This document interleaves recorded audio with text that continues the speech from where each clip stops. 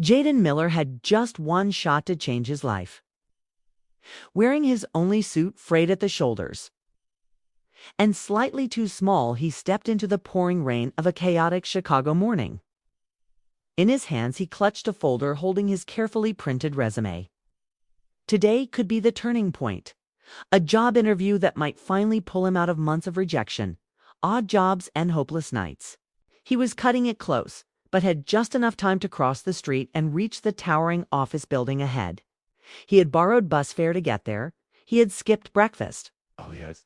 Every step he took carried the weight of both hope and desperation. Then he heard a sharp cry slicing through the noise of the city. An elderly woman had fallen on the curb, her grocery bags scattered into the gutter, their contents floating away in the rain.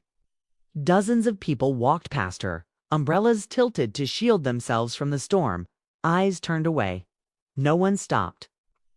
Jaden froze. This was the kind of moment that reveals who you really are. He glanced toward the office building, then back at the woman, clearly in pain and struggling to sit up. Without a second thought, he ran to her.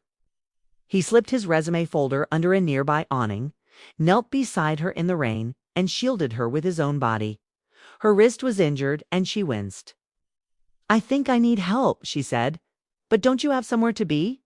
Jaden glanced toward the office again. The clock was ticking. But then he smiled. "I'm exactly where I need to be," he said. It wasn't some grand heroic gesture, just a simple act of kindness from someone who knew what it felt like to be overlooked. He called an ambulance and stayed with her until the paramedics arrived. He gathered her groceries, wiped the rain off the cans, and even found her wallet in the mess.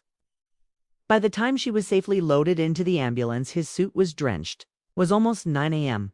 Still, Jaden ran to the office building, dripping wet, hoping he could at least explain what had happened. But security was firm. He was too late. The candidate list had closed. The interviews were already underway upstairs. Heart sinking, Jaden turned to leave, wondering if his one shot had just slipped away. Then the elevator dinged. Out stepped the very woman he had helped. Now, dry her wrist in a brace, a cane in hand. She stood tall, commanding, but her eyes were kind. She looked at Jaden and smiled. "You missed your interview for me." He nodded, unsure what to say. She extended her hand. "I'm Evelyn Rhodes, CEO of this company. And you, young man, just earned something better than a job.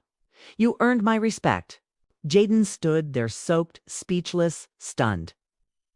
What he thought was the worst moment of his day turned out to be the most important one of his life.